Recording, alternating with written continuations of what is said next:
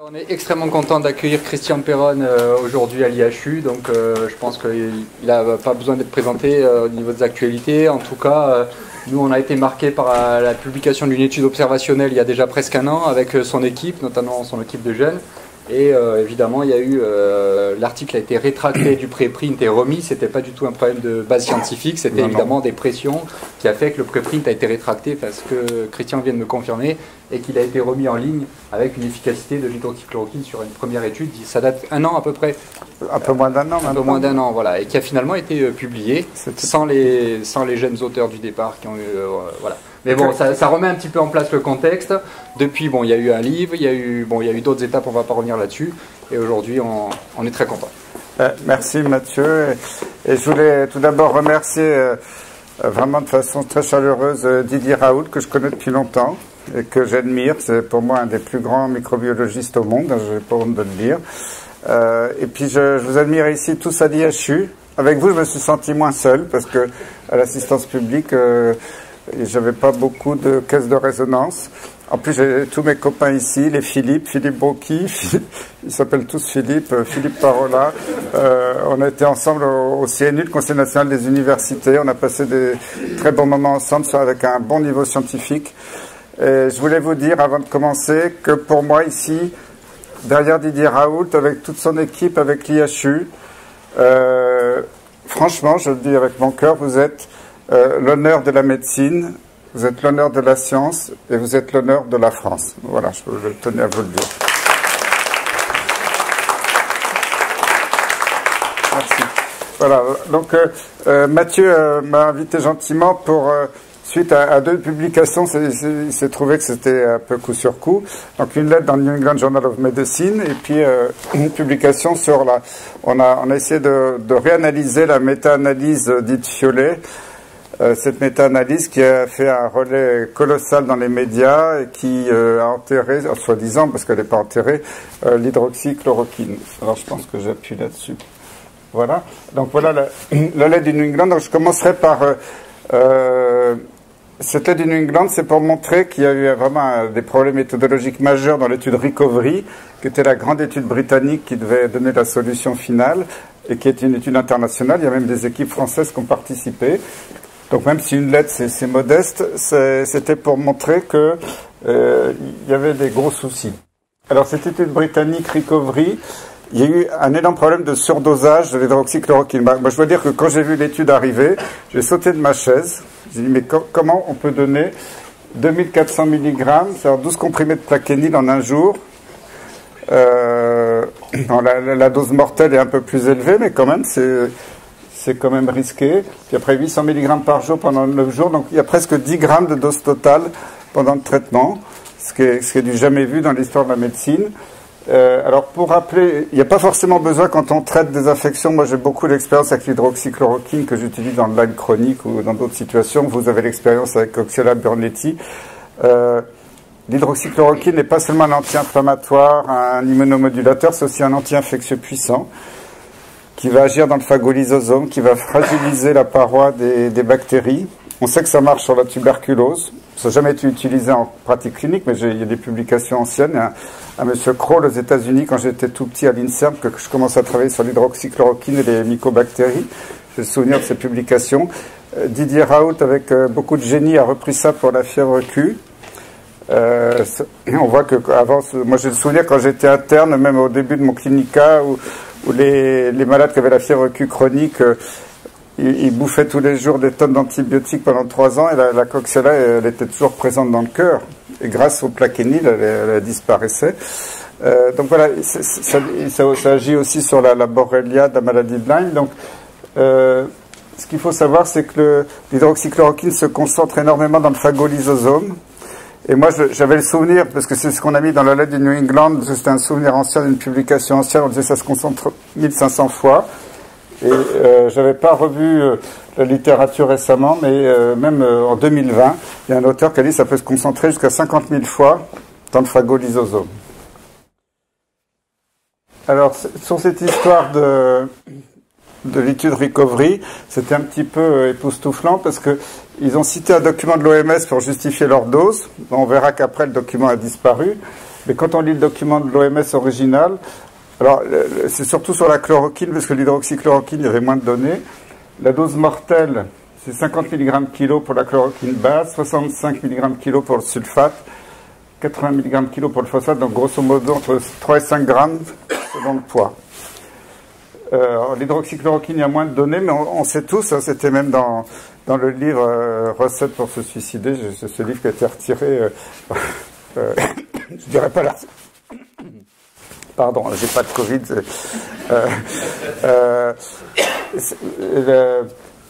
Je dirais pas la recette parce que je sais que les étudiants en ce moment sont déprimés.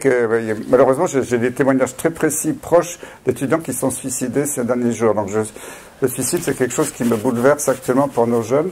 Mais je sais que la chloroquine, c'est utilisé pour suicider. Et d'après les chimistes, le sulfate d'hydroxychloroquine, la dose mortelle, c'est 65 mg kg. Et alors, quand on regarde maintenant les doses recommandées par l'Agence du médicament, agence très, très respectable, la dose de l'AMM, c'est 1 à 2 comprimés de plaquenil et maxi 3 comprimés. On peut faire pendant une période limitée, mais pas au long cours. Donc, on est très loin des doses qui ont été utilisées. Alors, avant l'étude Recovery, il y a des Brésiliens qui ont joué un peu avec le feu. C'est la fameuse étude de Borba qui a été publiée sur medRxiv. Et après, je n'ai pas trouvé la publication finale. Je pense qu'ils l'ont retirée discrètement. Et alors, ils utilisaient la chloroquine, pas l'hydroxychloroquine. Et vous voyez, dans le bras à dose forte, ils utilisaient 12 grammes de chloroquine par jour. Non, 12 grammes total. Hein, c'était 1200 mg par jour. Donc, sur 10 jours, ça faisait 12 grammes. Un petit peu plus que Recovery, mais c'est pas une grosse différence. Alors après, ce qui m'a interpellé, c'est qu'ils ont fait un bras contrôle faible dose. La faible dose était déjà au-delà de la dose maximum autorisée, à 450 mg par jour pendant 5 jours. Alors, ils ont inclus à peu près 80 patients et, aux surprises, ils ont eu pas loin de 40% de décès. C'est quand même absolument énorme. Voilà. Alors après, passons à Recovery. Moi, quand j'ai vu l'étude, j'étais tellement estomaqué par cette dose que Xavier Zalbert, qui est journaliste mais qui est aussi un PhD, hein, qui est un scientifique, m'a dit je vais interviewer le professeur Martin Landray, qui est professeur à Oxford. Il est connu dans son milieu, un professeur respectable. Et il lui demande pourquoi vous avez utilisé cette dose-là. Voilà la question, y a-t-il un dosage maximum pour l'hydroxychloroquine en Grande-Bretagne? Et là, Martin Landray pédale un peu dans la choucroute et puis il dit faut que je vérifie, il est bien plus important que 2400 mg, je crois que c'est 6 ou 10 fois plus, soit 14,4 à 24 grammes. Alors que la dose maximum, c'est 600 mg. Donc quand on se dit qu'un grand professeur d'Oxford, qui est investigateur principal d'une grande étude internationale, qui a inclus des patients en France, on se dit mais qu'est-ce que c'est que ce truc? Il sort d'où? Est-ce qu'il est au courant de ce qui se passe?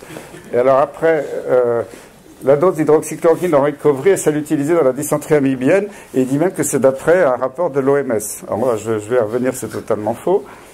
Et puis en plus, ce qui est interpellant, c'est que dans l'étude, il y a un patient sur 4 admis à l'hôpital qui est décédé. Donc, alors pour l'histoire de la MIB, là j'étais estomaqué parce que déjà quand j'étais externe à Claude Bernard dans les années 70, le temple des maladies infectieuses qui a été démoli malheureusement, que Didier Raoult a connu, ou les anciens maîtres, ça faisait longtemps qu'on n'utilisait plus la chloroquine dans l'amibiase parce que peut-être que des vieux tropicalistes avaient essayé mais ça ne marchait pas. Et ça n'a jamais été recommandé. Et je pense que les professeurs d'Oxford, peut-être qu'ils ne connaissaient pas bien l'infectiologie, ils ont confondu l'hydroxychloroquine, c'est le plaquenil, et l'hydroxyquinoléine, qui est l'intétrix. Pas tout à fait la même chose, puisque l'intétrix, c'est le traitement de la libiase intestinale, pas hépatique bien sûr. Alors, c'est un mélange de thyliquinol et de thylbroquinol. Mais vous voyez, la posologie officielle de l'intétrix, c'est 4 gélules par jour, donc c'est 200 mg par jour de chaque produit, c'est pas les grammes qu'ils ont donnés. Waouh, quand on voit ça, on se dit, oh là, ils sont bons, hein, les mecs. Hein, bon. Alors, Recovery, donc 2400 mg d'hydroxychloroquine, c'est un produit très différent. Et en plus, quand on vérifie l'OMS, ils ont dit que c'était l'OMS qui avait dit, mais l'OMS n'a jamais recommandé une telle dose de l'un ou l'autre de ces médicaments dans une quelconque maladie. Quand je vois ça, je dis bravo la science. Hein. Alors les inclusions, ils ont inclus 11 000 patients, superbe étude. Alors il y a eu plein de bras, il y avait le Caletrol, Lopinavir, Ritonavir, Dexaméthasone, Tocilizumab, plasma de convalescent, hydroxychloroquine, azitro. C'était quand même des patients qui étaient tous hospitalisés, âgés, et beaucoup de comorbidités par rapport aux patients qu'on voit couramment. Il y avait plus d'un quart de diabétiques, de cardiopathes, et beaucoup de patients atteints de maladies respiratoires de base. Et 76% des patients étaient sous oxygène. Donc c'était des patients lourds hein, quand même. Alors, en plus, alors là, je ne sais pas ce qui s'est passé. Je pense qu'à Oxford, ils n'avaient plus de budget, ils ont un bug de photocopieuse. Mais entre les versions 2 et 3 du protocole, il y a 25 pages qui ont disparu. C'est un détail, hein. Dans 12 pages de référence. Parce qu'évidemment, il commence à y avoir des polémiques dans les médias sur leur surdosage, etc. Donc, ils font mention d'un modèle pharmacocinétique pour justifier la dose d'hydroxychloroquine, mais le modèle, il n'y a aucune donnée dans leur protocole. Et puis, le lien vers l'OMS qui avait été mentionné au début, mais en fait, l'OMS disait que c'était des doses toxiques, il a été supprimé. Parce qu'on a résumé ça en 10 lignes dans le New England, mais c'est le fond du problème.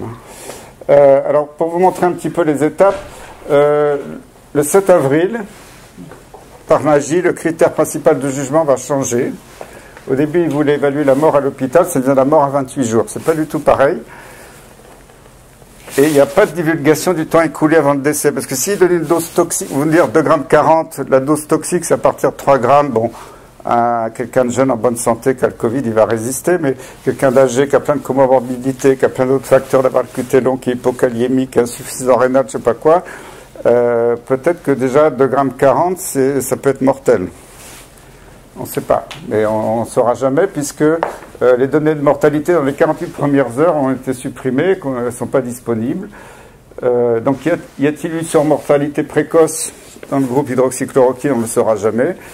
Et en plus, on voit que cette étude a beaucoup de problèmes méthodologiques, puisqu'on s'aperçoit que 11% des patients inclus dans le bras hydroxychloroquine n'ont pas reçu le traitement. Donc tout ça fait que cette étude, finalement, n'a pas beaucoup de sérieux. Hein. Même si c'est Oxford, j'ai beaucoup de respect pour l'université d'Oxford.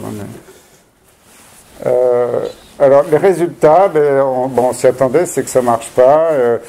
Il y a beaucoup de morts dans tous les bras. Mais on voit quand même que la mortalité est supérieure à celle d'autres études ou statistiques. Alors, je cite ici Rosenberg, qui est une étude dans le JAMA, ils avaient 12,7% de mortalité. Les statistiques françaises de létalité de l'époque, parce que maintenant, la létalité, ça ne veut plus rien dire. Au mois de juin, au mai-juin, ça avait de la valeur parce que comme on ne faisait pas trop de PCR, c'était des diagnostics surtout cliniques, validés chez beaucoup de malades par la PCR, mais avec ces tests PCR qui ne veulent rien dire dans certains cas, on ne peut plus calculer une létalité fiable. À l'époque, c'était 18,1, je crois que le record en France, c'était 18,5. Bon, comme toujours, les Bouches-du-Rhône avaient été en avance, hein, c'est bien. Donc finalement, pour finir avec cette étude recovery, on voit qu'ils ont utilisé une overdose, potentiellement toxique, avec des patients très âgés, très fragiles, beaucoup de comorbidités, beaucoup de problèmes cardiaques de base, avec un taux de décès très élevé. Bon, c'est pas avec ça qu'on va y voir clair avec l'hydroxychloroquine. Alors, les tentatives d'enterrement de l'hydroxychloroquine, c'était pas la seule, hein. Vous l'avez vu ici.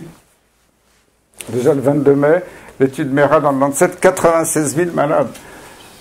L'hydroxychloroquine est inefficace et dangereuse. Bon, il y a des gens qui m'ont dit, mais regarde Christian, tu es complètement fou, tu dis que l'hydroxychloroquine marche, regarde le Lancet, la plus grande revue du monde, 96 000 malades. Puis moi je lis l'étude. Il n'y avait même pas le nom des médecins, le nom des hôpitaux. Il y avait les mêmes facteurs de risque dans tous les pays du monde, les mêmes taux d'obèses au Sénégal, à New York, en Australie. Puis même le gouvernement australien qui dit, c'est bizarre parce que il y a plus d'études que vous référez, plus de patients en Australie qu'on en a dans nos registres nationaux. On cherchait l'erreur. Bon.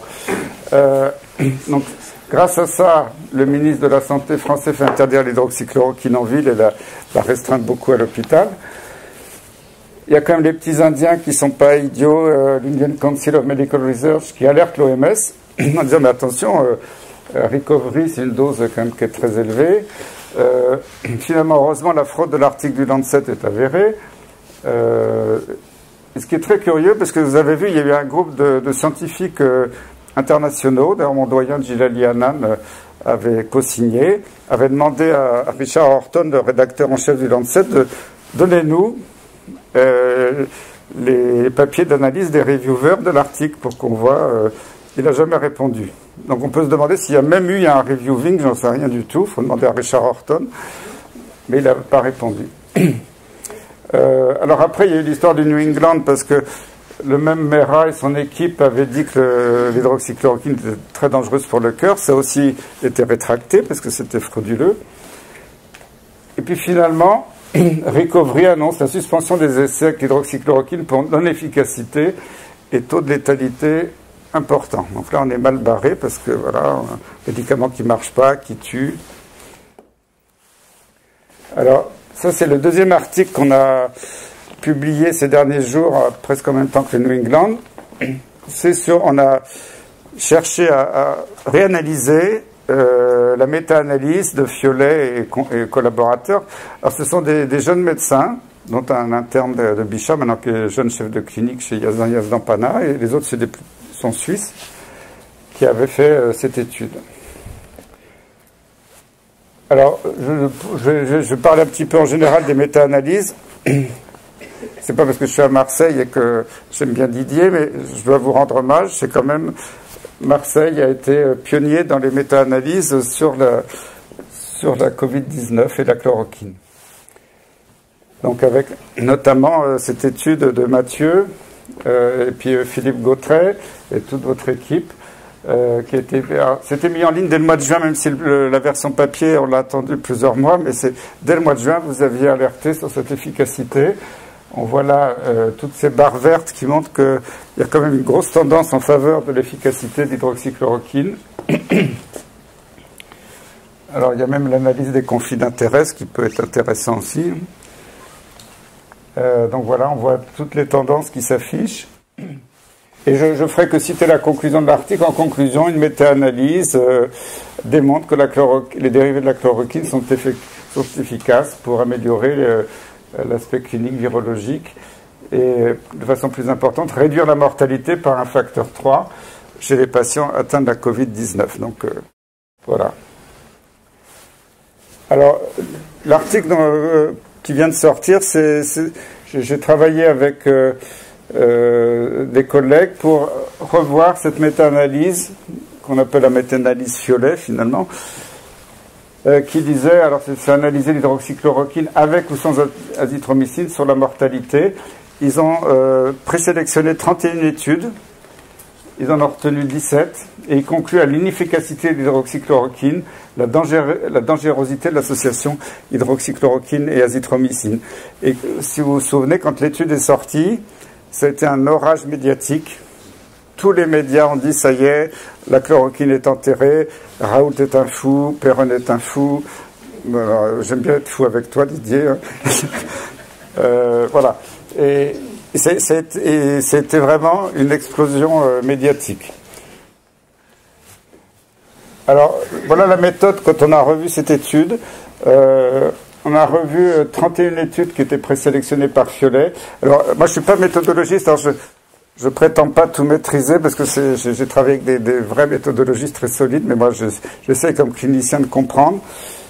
Mais il faut savoir que le calcul du hazard ratio, le HR, était combiné selon le modèle des méta-analyses à effet aléatoire et effet fixe. En fait, en médecine, on fait toujours des méta-analyses à effet aléatoire. C'est un peu dans l'industrie qu'il y a des méta-analyses à effet fixe. Effet fixe, c'est-à-dire que quasiment, il y a rien qui puisse faire varier quelque chose, alors qu'aléatoire, en médecine, tout est aléatoire, donc c'est plutôt aléatoire en médecine. Avec un rétrocalcul de la variance de chaque étude à partir du HR ajusté, son intervalle de confiance à 95%. Alors cette méthode permet, contrairement à celle du log-rank, d'utiliser directement le HR ajusté sans nécessité d'avoir une hypothèse sur le taux de mortalité attendu, ce qui a été fait dans la méta-analyse Fiolet.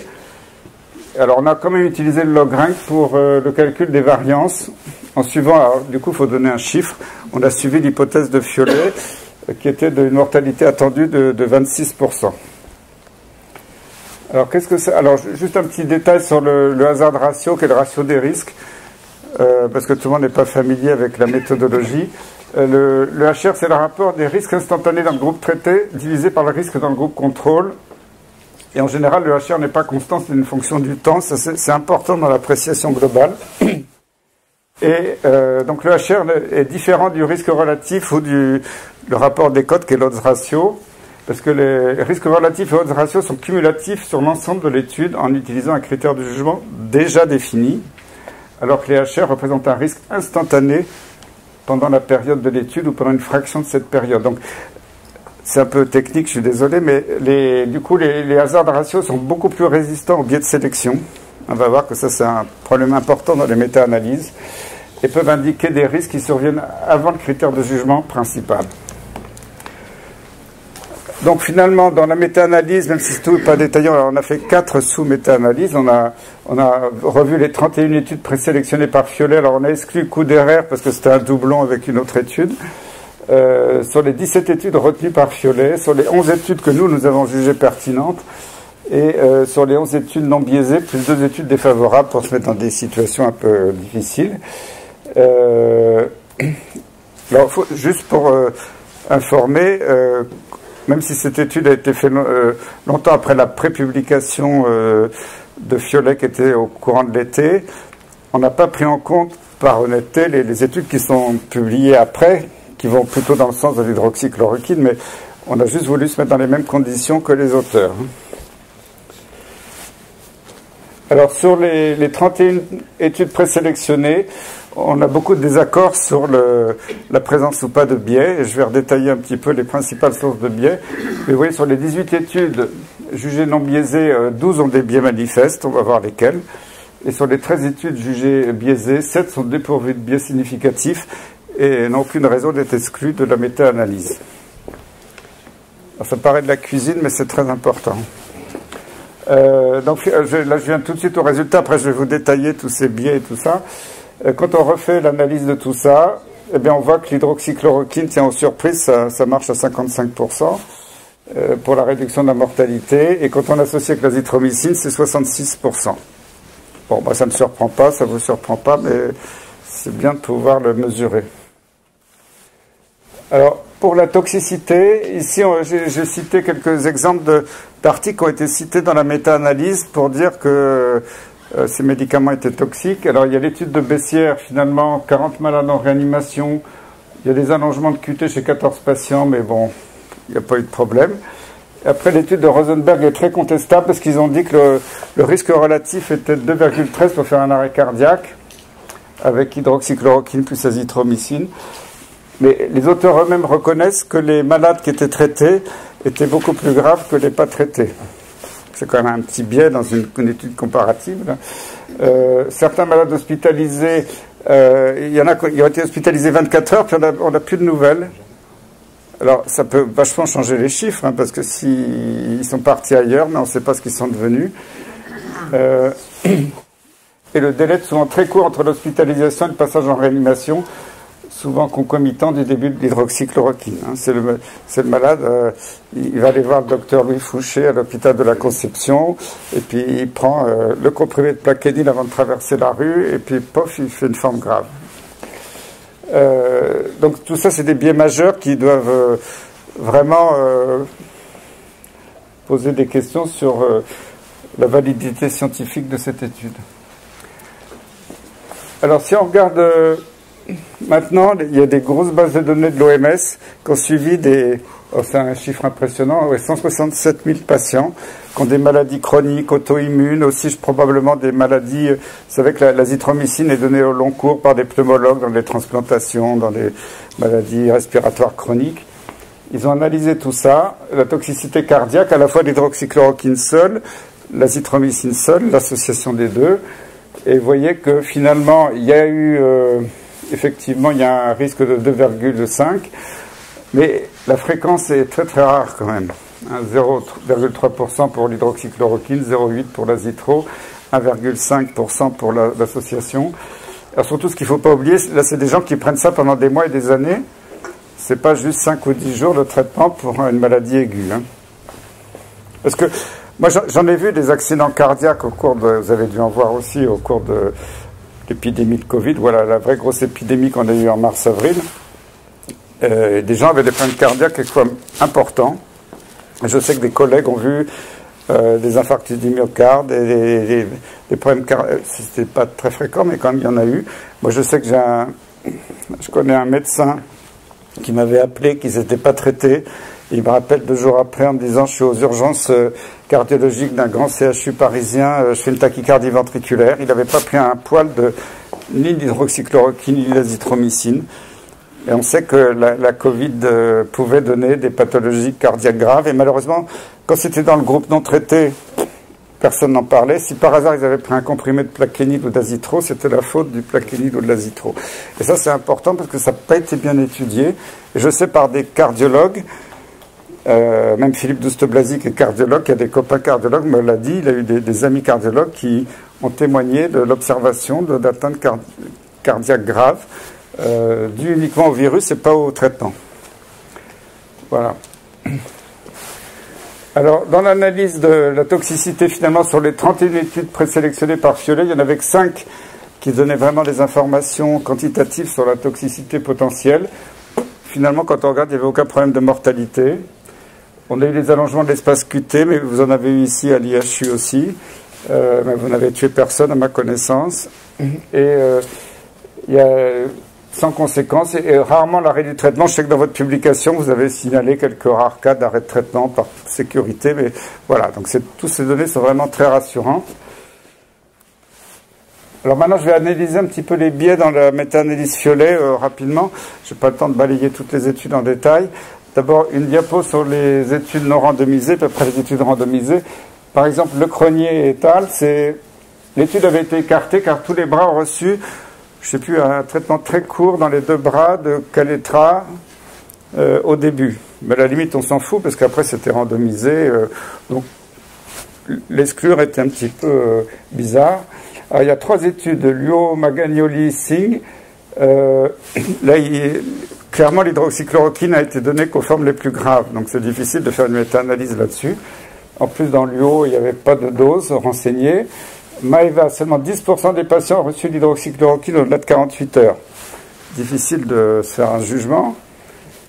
Rivera, l'hydroxychloroquine est donnée 10 fois plus en ordre ratio ajusté aux patients hospitalisés qu'aux patients ambulatoires et 6 fois plus pour les patients en réanimation. Donc c'est des énormes biais déjà au départ de l'étude. Alors Rosenberg, je l'avais cité pour la toxicité. Ils avaient enregistré près de 8000 patients. 70% sont éliminés par tirage au sort. Bon. Parce que comme vous n'avez pas beaucoup de données, il fallait aller vite. Et sur ils en gardent 2360, et il y en a 887 qui sont éliminés pour donner un complet de leur dossier. En plus, c'est des patients pas consécutifs, donc il y en a qui n'ont pas bénéficié, par exemple, des traitements anticoagulants ou voire de la cortisone au début, d'autres qui ont été mieux pris en charge à la fin. Donc, c'est très difficile d'y voir clair. Et Wang, il ne distingue pas les patients hospitalisés ambulatoires. Alors, ce qui est amusant dans l'étude de Wang, on voit que dans le Bronx, c'est 5% de mortalité, puis dans les banlieues de New York à côté, c'est beaucoup plus élevé. Donc c'est vrai que le Bronx, c'est génial. Hein, mais quand on regarde toutes ces... on viendra après sur les études randomisées. Alors pour les études randomisées, les 3 qui ont été vraiment mises en avant dans la méta-analyse Fiolet, Cavalcanti, patients hospitalisés ambulatoires étaient mélangés. La chloroquine, ce n'était pas le critère principal, et la mortalité des témoins plus faible que dans la littérature, je ne peux pas rentrer dans les détails, mais des hasards de ratio un peu aberrants. Orbis et Recovery, donc c'était vraiment un surdosage potentiellement toxique de l'hydroxychloroquine. Dans le problème de Recovery, il y avait tellement de malades, ils avaient une variance faible. Cette étude a eu un poids statistique important dans la méta-analyse. Alors Skipper, 400 ou plus patients inclus, 14 étaient hospitalisés, forme clinique le plus souvent bénigne, suivie à distance, avec aussi un hasard de ratio aberrant. Alors ces histoires de... Moi j'ai le souvenir, elle n'est pas citée là, mais il y avait une étude chinoise, au tout début de l'épidémie, qui avait randomisé, qui avait dit la chloroquine ne marche pas. ben, quand on relisait bien l'étude, ils avaient randomisé et démarré les traitements en moyenne à la 3e semaine d'évolution de la maladie.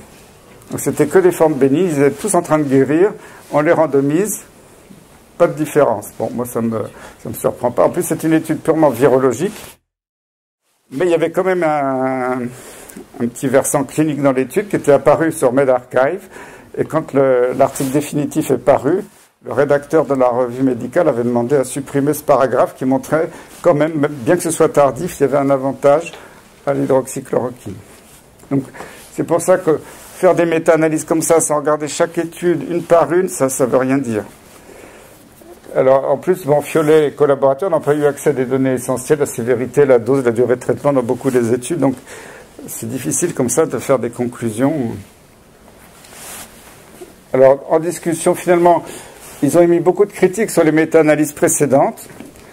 Ils ont souligné la non prise en compte des sources d'hétérogénéité. C'est pourtant le principal reproche qu'on peut faire à la méta-analyse Fiolet, qui n'a pas du tout pris en compte cette hétérogénéité. Et en plus, ce qui est surprenant, c'est que si on veut être de fervents admirateurs de Fiolet collaborateurs, eh bien, ils ont montré que l'hydroxychloroquine marchait. C'est significatif, P inférieur à 0,01. Moi, je suis nul en statistiques, mais P inférieur à 0,01, c'est significatif. Bon, 17%, c'était peut-être un peu biaisé, mais ils ont montré que ça marchait, ils ont conclu que ça ne marchait pas. Bon, c'est bizarre. Alors, ce qu'il faut comprendre, c'est que les méta-analyses, c'est compliqué. Il y a l'influence majeure des biais d'analyse. L'hétérogénéité des populations très différentes, ça va tout changer. L'âge, la présence ou non de comorbidité et la variation des pratiques cliniques d'un site à l'autre, parce que peut avoir le même traitement, la même dose, mais il y a des services qui, par exemple, vont bichonner les malades, vont adapter les traitements, mettre les anticoagulants et tout ça, puis d'autres services, ça va être fait dans de moins bonnes conditions. Alors, dans l'idéal, les groupes de patients doivent être bien définis, homogènes, avec des pratiques cliniques semblables. Quand on voit toutes ces études diverses et variées, ça ne répond pas trop à ces critères. Alors, normalement, ça permet de mesurer ce qu'on appelle l'effet moyen du traitement dans les méta-analyses, l'Average Treatment Effect, ATE.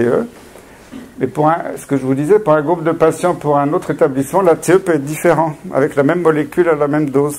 Si dans un centre, on soigne que des personnes de 90 ans et l'autre des jeunes sportifs de 25 ans, on ne va pas avoir le même résultat, etc. Alors, l'importance du modèle de méta-analyse à effet aléatoire, mais en fait, en pratique, en médecine, c'est que des méta-analyses aléatoires. Ça permet d'approcher donc cet effet moyen du traitement réel pour tous les groupes de patients et pour tous les établissements. Et surtout, une erreur grave en méta-analyse, c'est de ne pas mélanger tous les groupes de patients avec toutes les pratiques de différents établissements, parce qu'on va avoir une espèce de moyenne qui ne veulent pas dire grand-chose. Donc finalement, c'est ça, le résultat nul ou nocif global d'un traitement dans une méta-analyse n'exclut pas que le traitement ait super bien marché dans certains groupes de patients ou dans certaines institutions. Et par exemple, initiation du traitement dès le début de la prise en charge, parce qu'on voit qu'il y a des études où dès que les gens arrivaient, ils avaient quasiment la chloroquine sur leur table de chevet immédiatement à l'arrivée, et d'autres, il fallait qu'ils attendent 15 jours pour avoir le traitement. Et les comédications appropriées, par exemple les anticoagulants, ça peut être aussi la cortisone s'ils sont à un stade un petit peu sévère. Alors les conclusions pour Fiolet, quand on réanalyse tout ça, bon, c'est vrai qu'on n'a pas pris exactement les mêmes études selon des critères un peu différents, mais on retrouve une efficacité nette de l'hydroxychloroquine, seule ou associée à l'azithromycine. Et ça montre que finalement, la tolérance a été bonne, donc il n'y a pas eu de problème cardiaque particulier. Alors, une méta-analyse s'est fait à un moment donné. Ce qui est bien dans des épidémies qui durent comme ça, c'est d'essayer de faire des méta-analyses en temps réel. Ce que vous avez commencé à faire à l'IHU, parce que l'IHU est toujours en pointe, hein. Je suis désolé de vous le dire, mais c'est comme ça, bravo. Donc voilà, vous aviez publié, c'était au mois d'août, cette méta-analyse. Et alors après, il y a beaucoup de méta-analyses dans le monde. Ici, je vous cite le site hcqmeta.com. Alors, L'avantage de ce site, c'est qu'il y a énormément de publications. Il y en a plus de 200 actuellement. Quand on regarde globalement toutes les études, on voit qu'il y a beaucoup plus de vert que de rouge, donc c'est en faveur plutôt de l'hydroxychloroquine. Alors sur le traitement précoce, on voit que tout est vert. Là, c'est représenté de façon plus jolie ici. Donc ça veut dire que quand on fait un traitement précoce par l'hydroxychloroquine, avant que les gens soient... on leur dit restez à domicile, prenez du Doliprane, et quand vous étouffez, vous appelez le SAMU dans 15 jours. Si on les traite tout de suite, eh ben, ça marche très très bien. En traitement tardif, on pourrait dire c'est trop tard, il faut quand même le donner, parce que ça peut quand même encore marcher.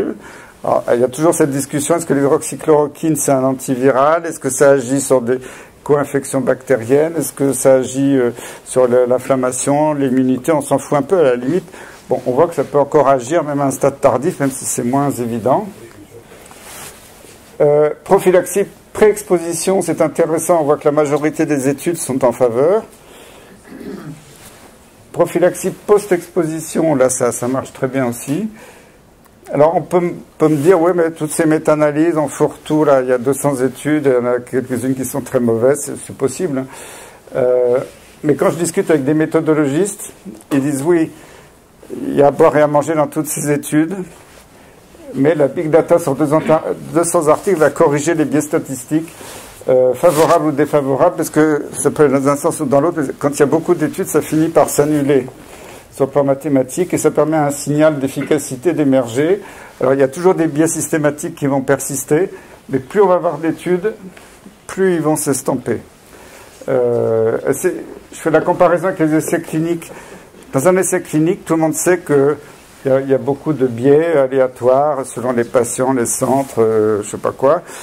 C'est pour ça que dans les études, on vous demande de mettre des centaines, des milliers de patients pour essayer d'aplanir ces biais. Mais c'est le même raisonnement en méta-analyse. Donc, je suis d'accord que ce site, c'est pas parfait sur le plan scientifique, mais quand on voit qu'au fil du temps, plus il rentre d'études, plus ça va dans notre sens, plus ça a du sens sur le plan scientifique. Alors, en plus, il peut y avoir des biais délétères qui peuvent être introduits, comme le surdosage dans Recovery. Alors, voilà, ça c'est la conclusion récente. Vous voyez, c'est le 15 février, parce qu'il l'ajuste régulièrement. La chloroquine est efficace. Alors, vous voyez, le petit P, il y a tellement de zéros que... je sais pas, je pense qu'il y a les autorités de santé qui ont du mal à voir les zéros dans les lignes. Que le traitement est le plus actif, précoce et le plus actif. 100% des études montrent un effet positif. Les études randomisées pour les traitements précoces, la prévention, etc., c'est super significatif. Donc il y a une évidence que ça marche. Voilà, donc ça s'est actualisé régulièrement, mais ça va totalement dans le sens que ce que l'IHU avait déjà dit il y a plusieurs mois. Alors en conclusion, finalement, on voit que pour les méta-analyses, c'est pas que la méthode statistique elle-même qui est importante, c'est de vérifier les données qu'on rentre dans la machine et tenir compte des biais. Et finalement, on constate que l'efficacité de l'hydroxychloroquine seule ou associée à l'azithromycine, eh bien, elle est établie et que dans l'ensemble, c'est bien toléré et qu'il n'y a pas eu de problème cardiaque. Bon, il faut être prudent, bien sûr. Moi, j'ai vu déjà que des hypokaliémies, quelquefois dû à des vomissements, de la diarrhée, mais quelquefois dû à des tubulopathies induites par la Covid-19. Bon, il faut faire gaffe aux autres médicaments qui allongent le QT, etc. Mais vous avez été prudent, vous avez demandé l'avis de votre cardiologue et vous n'avez pas eu de problème non plus. Hein. Voilà. Et puis, pour terminer, je voulais vous dire bravo. Alors ça, c'est Natacha Raoult qui m'a envoyé à ma femme cette photo. Donc, voilà. Je voulais vous rendre hommage parce que pour moi, vous avez été vraiment un apport important pour la vérité scientifique et surtout pour remettre le malade au centre de tout ça. Parce que les malades, il faut les soigner. Et ça, alors là, je suis entièrement en face. Je sais qu'avec Didier, on s'entend très bien là-dessus, même si de temps en temps, on n'est pas d'accord sur certains trucs. Mais le malade doit être au cœur de ce qu'on fait. Et il ne faut pas tomber dans une espèce de science qui a complètement déraillé, qui nous raconte des choses qui n'ont pas de valeur scientifique. Donc, merci à Didier, merci à toute son équipe et merci à vous tous à l'IHU. Ça m'a fait un grand plaisir de venir aujourd'hui vous voir.